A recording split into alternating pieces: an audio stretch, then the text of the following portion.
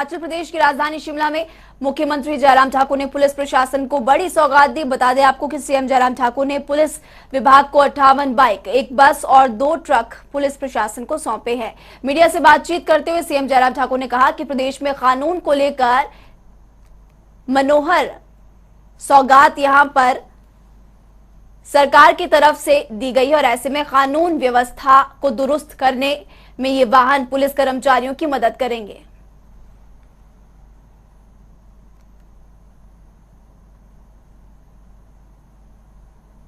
58 motorcycle हमने यहाँ से जारी किए, रिलीज किए हैं और उसके साथ एक बस और 2 ट्रक जो है वो आज पुलिस के इस बेड़े में हमने जोड़े हैं और बेहतरीन सुविधा के साथ ही स्वाभाविक रूप से ये संभव है कि पुलिस विभाग काम कर सकता है और सुविधाओं की दृष्टि से आज से पहले इन सारी चीज़ों को लेकर के जितना गंभीरता से प्रयत्न होने चाहिए थे उतने नहीं हुए और फिर भी उसके बावजूद भी हिमाचल पुलिस ने बहुत बेहतरीन काम आज से पहले भी किया है। इस बात को लेकर के प्रसन्नता है कि हम लगातार पुलिस विभाग को लेटेस्ट टेक्नोलॉजी के साथ भी जोड़ने के काम में आगे बढ़ रहे हैं और उसके साथ साथ में उनको और बेहतर सुविधाएं देने ताकि हिमाचल प्रदेश में कानून व्यवस्था को और ज़्यादा बेहतर ढंग से हमारी पुलिस विभाग देख सके। सीएम जयराम ठाकुर ने बुधवार को शिमला के अति दुर्गम क्षेत्र डोडरा अकवार दौरे पर वो रहे और यहां पर सीएम जयराम ठाकुर की तरफ से 7 करोड़ 2 लाख रुपए की विकास परियोजनाओं की आधारशिला रखी गई। विस्तार से आपको बताते हैं कि सीएम जयराम ठाकुर की तरफ से क्या कुछ सौगात यहां पर शिमला के डोडरा अकवार को दी गई।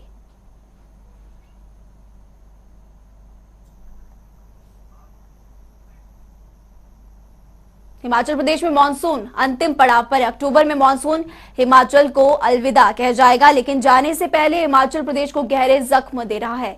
मौसम विभाग की चेतावनी के बीच राज्य के ज्यादातर हिस्सों में सोमवार और मंगलवार को भारी बारिश हुई। ये भी आपको बता दें कि पहाड़ी इलाकों में जोरदार बारिश से हालात खराब हो चुके हैं। कुल्लू और सिरमौर जिलों में बादल फटने के बाद आई बाढ़ में निजी संपत्ति और फसल को भी भारी नुकसान पहुंचा है। राज्य में बीते 24 से 48 घंटों से भी आपको बता दें कि बारिश से जुड़ी घटनाओं में एक व्यक्ति की भी मौत हुई और भूस्खलन से 4 घरों को नुकसान पहुंचा। प्रदेश की 46 सड़कें ठप हैं और भारी बारिश के कारण हिमाचल प्रदेश को अब तक 1066 करोड़ रुपए का नुकसान हो चुका है।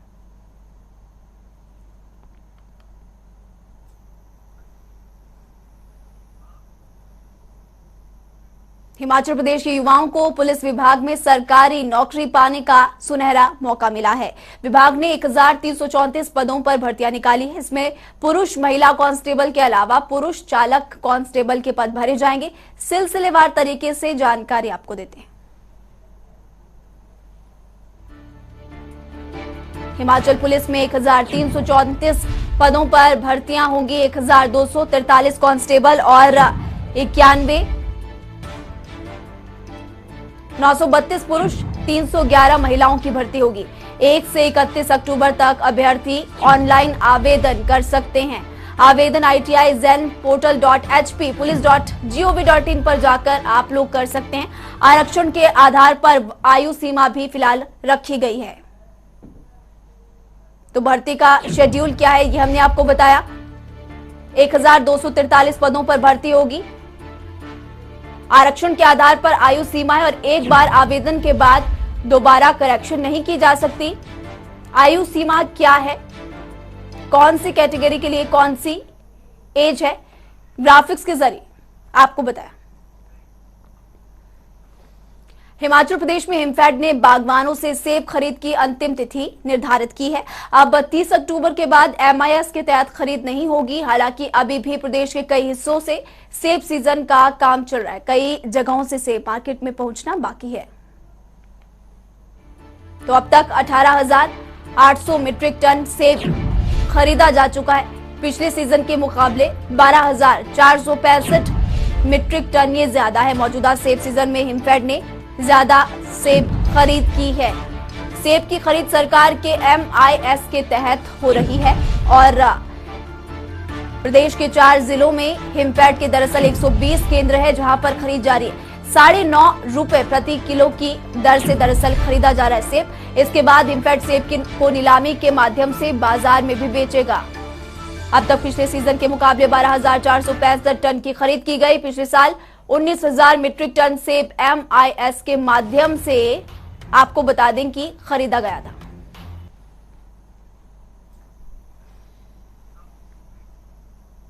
हिमाचल प्रदेश में क्राइम रेट चाहे पिछले कुछ सालों में बढ़ा हो, लेकिन राष्ट्रीय अनुपात में देश के अधिकतर राज्य हिमाचल से कई आगे हैं।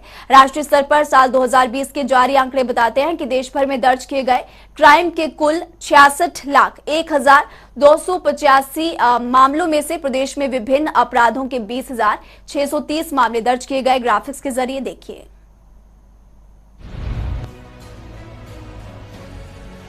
तो हिमाचल में सबसे कम अपराध है। राष्ट्रीय स्तर पर प्रदेश में 0.3% मामले दर्ज किए गए। दर्ज किए गए मामलों के आधार पर हिमाचल में सबसे कम अपराध है, ये बात सामने आई है।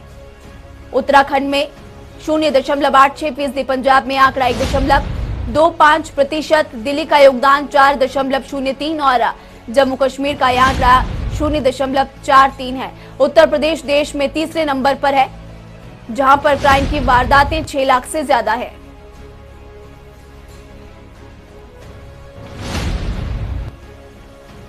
तो महिलाओं के प्रति अपराध के मामलों में भी 8.3% की कमी। इस बार देश भर में दर्ज की गई क्राइम के सबसे ज्यादा मामले तमिलनाडु से सामने आए हैं। तो टॉप 10 में किन किन राज्यों का नाम है फिलहाल आप देख सकते हैं, और ये भी आपको बता दें कि किस राज्य में क्राइम का रेट कम है वो भी हमने आपको बताया। हिमाचल प्रदेश के शहरी विकास मंत्री सुरेश भारद्वाज मंगलवार को दिल्ली पहुंचे और यहां पर उन्होंने केंद्रीय मंत्री अमित शाह से मुलाकात की। उन्होंने आपको ये भी बता दें कि FPO प्रबंधन समिति के सदस्यों के प्रशिक्षण के लिए सचिवों के प्रशिक्षण से अलग निधि उपलब्ध करवाने का आग्रह किया। साथ ही सहकारिता मंत्रालय से संबंधित अन्य मुद्दों पर भी चर्चा यहां पर की गई। ये भी आपको बता दें कि हरदीप पुरी से भी सुरेश भारद्वाज ने मुलाकात की और अनुराग ठाकुर से भी सुरेश भारद्वाज ने मुलाकात की कई मुद्दों को लेकर।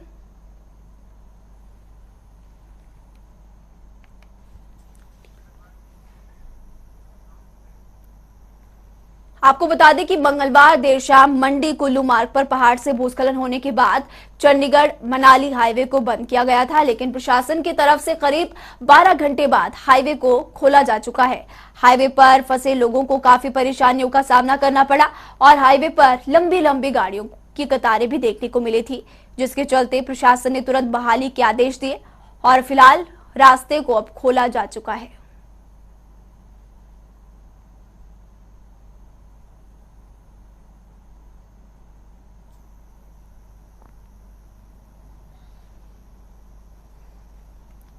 बिलासपुर में बारिश के बाद लोगों को गर्मी से राहत तो जरूर मिली, लेकिन झमाझम बारिश के बाद नदियों का जलस्तर बढ़ चुका है, जिसके बाद लोगों को काफी परेशानियों का सामना भी करना पड़ा है और लोग अपनी जान जोखिम में डालकर नदी पार कर रहे हैं। बिलासपुर के जुखाला के पास भोली गांव है और यहां पर गांव में पिछले कई सालों से सड़क और पुल नहीं है, जिस वजह से हर साल बारिश के बाद लोगों को काफी परेशानियों का सामना भी करना पड़ता है और इसी तरह अपनी जान जोखिम में डालकर नदी पार करते हैं लोग। तस्वीरें आपके टीवी स्क्रीन पर है और तस्वीरों के जरिए आप देख सकते हैं कि नदी का जलस्तर किस तरह से बढ़ा है और लोग अपनी जान जोखिम में डालकर इस नदी को पार कर रहे हैं।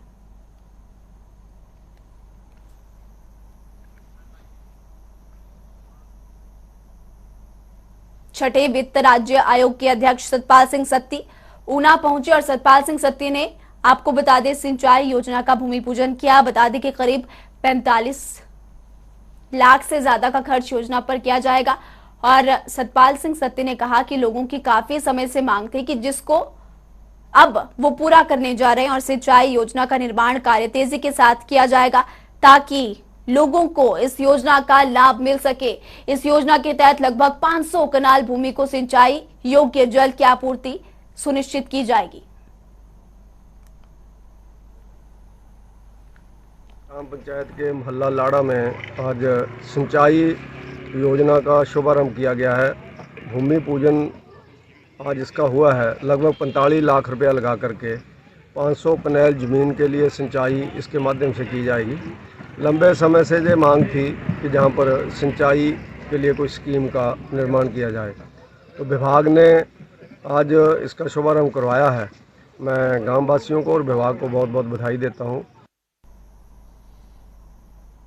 ऊना में आम आदमी पार्टी के किसान विंग के प्रदेश अध्यक्ष रविंद्र मान ने प्रेस कॉन्फ्रेंस की। रविंद्र मान ने कहा कि हिमाचल प्रदेश में आम आदमी पार्टी सभी सीटों पर अपने उम्मीदवार उतारेगी। साथ ही उन्होंने कहा कि हिमाचल में अब लोगों का कांग्रेस और बीजेपी से विश्वास उठ चुका है और अब आम आदमी पार्टी प्रदेश में तीसरा विकल्प नहीं बल्कि पहला विकल्प है और पार्टी सभी 68 विधानसभा सीटों पर अपने प्रत्याशी आगामी विधानसभा चुनावों में उतारेगी।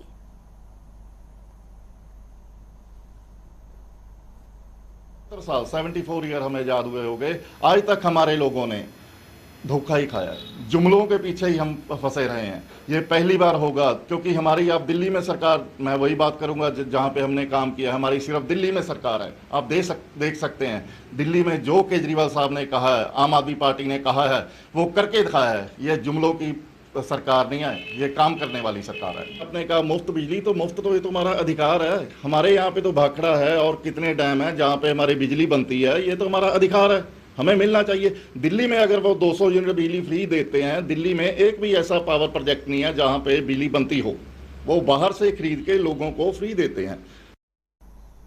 हमीरपुर मेडिकल कॉलेज अस्पताल में खामियों को लेकर सर्व कल्याणकारी संस्था के पदाधिकारियों ने काले बिल्ली लगाकर धरना प्रदर्शन कर रोष व्यक्त किया। संस्था के पदाधिकारियों ने मेडिकल कॉलेज प्रिंसिपल कार्यालय के बाहर धरना दिया। इस दौरान सर्व कल्याणकारी संस्था के हमीरपुर अध्यक्ष जगजीत ठाकुर की अगुवाई में अस्पताल में फैली अव्यवस्थाओं पर रोष जताते हुए प्रिंसिपल को ज्ञापन सौंपा और मांग को जल्द से जल्द पूरा करने का आश्वासन मांग भी यहां पर लोगों की तरफ से की गई।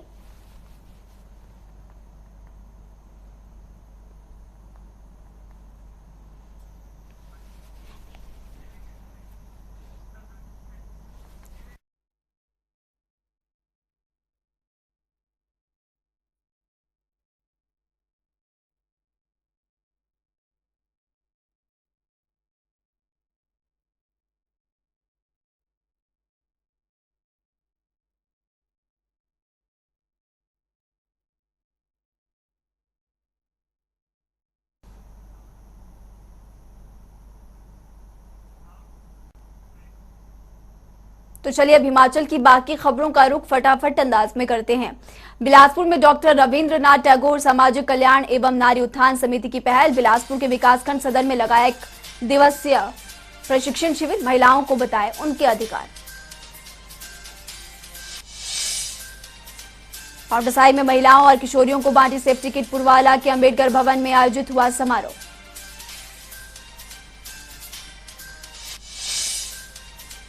ज्वालामुखी रारासीमा महाविद्यालय में विशेष जागृति कार्यक्रम का आयोजन। थाना प्रभारी ने दिए छात्रों को साइबर क्राइम, सड़क सुरक्षा और नशा निरोधक विशेष जानकारी। अखिल भारतीय जनवादी महिला समिति का बढ़ती महंगाई को लेकर प्रदर्शन। बढ़ते गैस सिलेंडर समेत खाद्य वस्तुओं के दामों को लेकर किया प्रदर्शन। केंद्र सरकार के खिलाफ की नारेबाजी।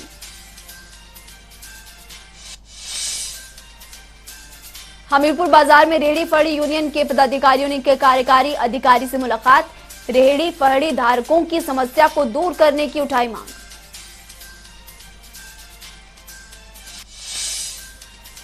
हमीरपुर में एनएसयूआई इकाई के पदाधिकारियों ने बंद पड़े बस रूटों को बहाल करने के लिए एचआरटीसी के डीएम को सौंपा ज्ञापन। मांग की है कि पिछले काफी दिनों से बंद पड़े हुए रूटों को बहाल किया जाए। नेशनल हाईवे 707 से खोदी गई नाली से आमजन परेशान। सड़क किनारे बनी नालियों में जागीरी कार। गनीमत रही कि किसी को चोट नहीं लगी। स्वारघाट पुलिस ने चोरी के कुछ घंटे बाद ही पकड़ा ट्रक से बैटरी चोरी का आरोपी। ट्रक से चुराई दोनों बैटरियों को जोगों के पास बेचने की फिराक में था आरोपी।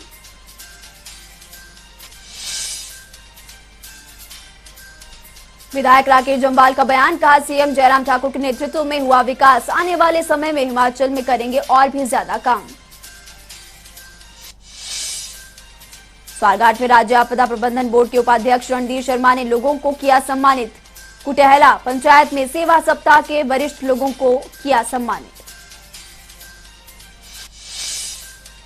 सेवा सप्ताह कार्यक्रम के तहत नूरपुर में बुजुर्गों ने किया पौधारोपण। कार्यक्रम के तहत कई बुजुर्गों को किया गया सम्मानित। मंडी में महंगाई को लेकर जनवादी महिला समिति ने किया प्रदर्शन। आपको बता दें कि केंद्र सरकार और राज्य सरकार के खिलाफ भी की नारेबाजी।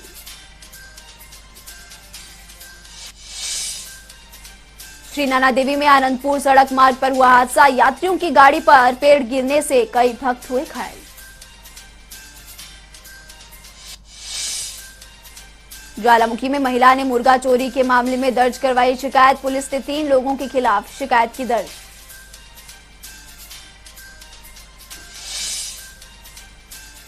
कुल्लू में कांग्रेस कार्यकर्ता के साथ मारपीट मामले में सोलन में कांग्रेस कार्यकर्ताओं का प्रदर्शन। निष्पक्ष जांच को लेकर कार्यकर्ताओं ने डीसी को राज्यपाल के नाम का सौंपा ज्ञापन। बिलासपुर का राजकीय स्नातकोत्तर महाविद्यालय प्रदेश के 9 उत्कृष्ट महाविद्यालयों में शामिल हो चुका है, जिसके तहत कॉलेज के विकास के लिए 1 करोड़ की राशि की गई स्वीकृत। कांग्रेस नेत्री दयाल प्यारी का सरकार पर निशाना। कहा, प्रदेश में बेरोजगारी और बढ़ती महंगाई से आम जनता परेशान। बीजेपी सरकार से प्रदेश की जनता है परेशान। नाहन में रोटी बैंक की तरफ से जरूरतमंदों की जा रही मदद। अब तक संस्था ने 45 परिवारों की मदद की। नैना देवी में सेवा सप्ताह के तहत किया गया पौधारोपण। आपदा प्रबंधन के उपाध्यक्ष रणधीर शर्मा ने समेत कई लोगों ने भी किया पौधारोपण।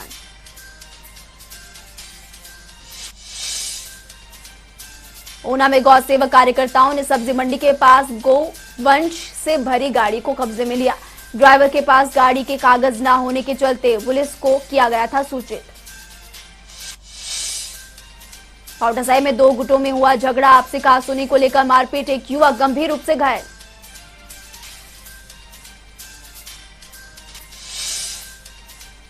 नाहन में किसानों के लिए राज्य स्तरीय प्रशिक्षण शिविर। 3 दिनों तक 11 जिलों के किसान ले रहे शिविर में हिस्सा। शिविर का मकसद किसानों को नई तकनीक के बारे में जागरूक करना।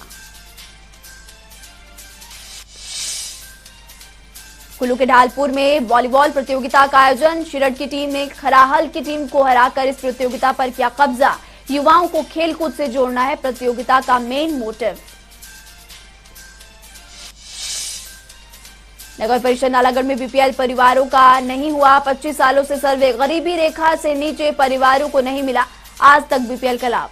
नगर परिषद के पूर्व अध्यक्ष ने उठाया मुद्दा। पाउटासाही में नर्सरी अध्यापिका संघ ने मांगों को लेकर निकाली रोष रैली। आरएनपी रूल के तहत एनटीटी की जल्द भर्ती की जाए। तहसीलदार को सौंपा ज्ञापन। कुल्लू की लघाटी पर्यटन विकास एवं कल्याण समिति ने की प्रेस कॉन्फ्रेंस। कांग्रेस महासचिव द्वारा पैसे के दुरुपयोग को लेकर आरोपों को बताया निराधार। कहा, वन विभाग ने किया था आवंटन। पूरी पारदर्शिता के साथ हुआ काम। प्रशिक्षित नर्सरी अध्यापिका संघ ने मंडी में किया धरना प्रदर्शन। प्रदेश सरकार को ज्ञापन सौंपकर रखी विभिन्न मांगे।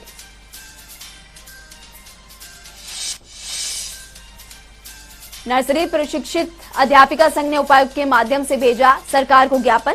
मांग उठाई कि एनटीटी अध्यापिकाओं को आयु सीमा में छूट दें सरकार। हमीरपुर में चल रही वन रक्षक भर्ती में युवा जमकर मैदान में बहा रहे पसीना। कोविड नियमों का किया जा रहा पालन। हरियाणा में हुई all India civil services kabaddi प्रतियोगिता पर उठे सवाल। हिमाचल की कबड्डी टीम को करना पड़ा भेदभाव का सामना। सदस्य बोले कि भिवानी में खिलाड़ियों के साथ हुई धक्का मुक्की और मैच जीतने के बाद दोबारा मैच खेलने के लिए बनाया गया दबाव। के पास एक पिकअप वाहन दुर्घटनाग्रस्त। वाहन में सवार एक की मौत, 2 लोग घायल। मामले की जांच में जुटी पुलिस।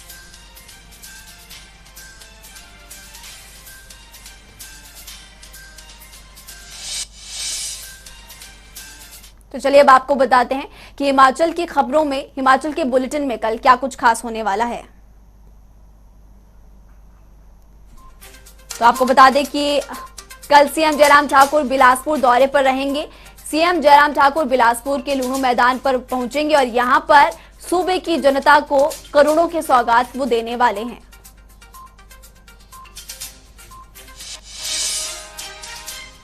हिमाचल के पंचायती राज मंत्री वीरेंद्र कंवर ने जनता टीवी से एक्सक्लूसिव बातचीत में ऊना के कुटलैहड़ विधानसभा क्षेत्र में कितना विकास हुआ, इस पर विस्तार से जानकारी दी है। यह एक्सक्लूसिव इंटरव्यू आपको कल दिखाएंगे।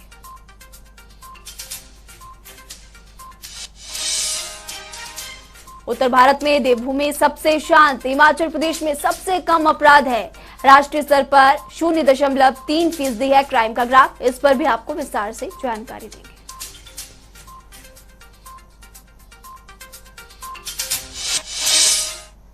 तो इस बुलेटिन में अभी के लिए फिलहाल इतना ही। वक्त हो चला एक छोटे से ब्रेक का। आप देखते रहिए जनता टीवी।